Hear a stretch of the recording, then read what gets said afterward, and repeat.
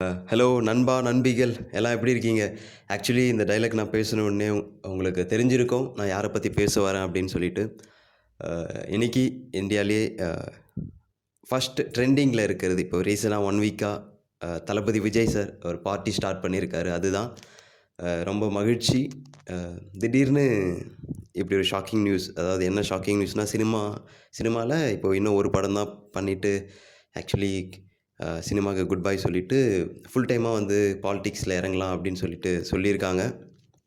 But ம் அதனால நெறைய அதாவது அ தியேட்டர் ஓனர்ஸ்லாம் வந்து ஃபீல் பண்றாங்க அப்படின்னு சொல்லிட்டு இருந்தாங்க. பிகாஸ் ஒரு கமர்ஷியல் ஹீரோ அ பயங்கரமா அவர் படம் வந்தா தான் பயங்கரமா கலெக்ஷன் ஆகும் தியேட்டர்ஸ்ல. ஸோ தியேட்டர்ஸ் ஓனர்ஸ் வந்து ரொம்பவே ஃபீல் பண்றாங்க. ஆக்சுவலி தமிழ் சினிமால ஒரு கமர்ஷியலி அ பயங்கரமா ஹிட் ஆவுறது வந்து விஜய் சார் படம். ஸோ அவரும் சினிமா விட்டு விலகுறது வந்து ரொம்பவே அ சேடான விஷயம்னு சொல்லலாம். ஆக்சுவலி எம்ஜிஆர் சார் வந்து அ அரசியல்ல இருந்துட்டே சினிமால உலகம் சுற்றும் வாலிபன், அப்புறம் சில ஹிட் படங்கள்லாம் குடுத்துருக்காரு. அந்த மாரி விஜய் சார் வந்து வருஷத்துக்கு ஒரு படம்னாச்சும் குடுக்கணும் அப்படின்னு சொல்லிட்டு அவங்க கேட்குறாங்க. இது வந்து அவரு பண்ணா நல்லாயிருக்கும் அப்படின்னு சொல்லலாம். இல்ல ஃபுல் டைமா இறங்கி மக்களுக்கு சேவை செஞ்சாலும் நல்லாயிருக்கும். பட் ஏதோ மிஸ்ஸிங்கா இருக்கு. சினிமா விட்டு போறது.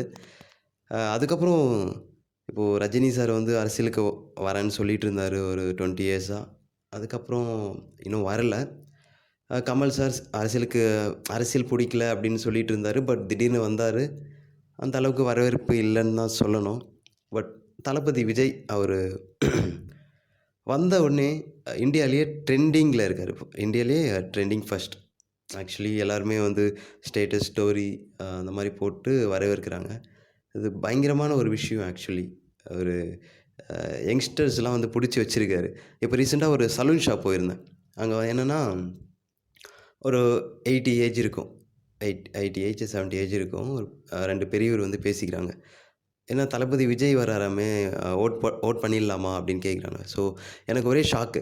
அ தளபதி வந்து யங்ஸ்டர்ஸ தான் புடிச்சு வச்சிருக்காருன்னு பார்த்தா, ஆக்சுவலி வயசானவங்களுக்கும் வந்து அவரு தெரியுது. அவரு வராருன்றது தெரியுது. ஆக்சுவலி அவர பத்தி தெரியுது. ஸோ அது ரொம்பவே ஷாக்கிங்கா இருக்கு ஆக்சுவலி. அ அ ரொம்ப நல்ல விஷயம் அது. அதுக்கப்புறம் அ 2026ல வந்து தான் தெரியும். சிஎம்மா ஜெயிப்பாரா? இல்ல வந்து தோப்பாரா? அப்படின்னு சொல்லிட்டு. இதுக்கு முன்னாடி அரசியலுக்கு வர்றதுக்கு முன்னாடியே நெறைய ஹெல்ப்லாம் பண்ணியிருக்காரு மக்களுக்கு, அவர் மன்றத்து மூலமா. ஸோ, அ இந்த முடிவு வந்து இப்போ ஒரு ரீசென்ட்டா டக்குன்னு எடுத்த மாரி தெரியல. ஒரு 10 இயர்ஸ்க்கு முன்னாடி நம்ம வந்து இத்தன படம் பண்ணிட்டு, இவ்வளோ பணம் சம்பாதிச்சுட்டு, டக்குன்னு நம்ம அரசியல்ல இறங்கி மக்களுக்கு ஏதாவது பண்ணணும் அப்படின்ற நோக்கத்துல இருந்த மாரி தான் தெரியுது.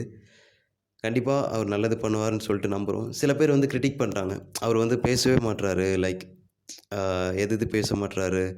அ அரசியல பத்தி பேச மாட்றாரு. எப்படி அவர் பண்ணுவாரு அப்படின்னு சொல்லிட்டு. ஐ திங்க் அவர் வந்து செயல்ல காட்டுவாரு அப்படின்னு சொல்லிட்டு நான் நம்புறேன். கண்டிப்பா அது நடக்கும். அவரு மக்களுக்கு ஏதோ ஒண்ணு பண்ணணும். கேப்டன் விஜயகாந்த் சார் மாரி ஏதோ ஒண்ணு பண்ணணும் அப்படின்னு சொல்லிட்டு தான் அ அந்த தாட்ல தான் இருக்காரு. கண்டிப்பா பண்ணுவாரு. ஸோ 2026ல சிஎம் யாருன்னு சொல்ட்டு கமெண்ட்ல மென்ஷன் பண்ணுங்க. அப்புறம் 2026ல தளபதி வந்து வின் பண்ணுவாரா? இல்ல வந்து தோப்பாரா? அப்படின்னு சொல்லிட்டு சொல்லுங்க. உங்களுடைய ஒப்பீனியன சொல்லுங்க. ம் ஆக்சுவலி நான் பேசுனதுல ஏதாவது தப்பு இருந்தாலும் கீழ மென்ஷன் பண்ணுங்க. Thank you so much.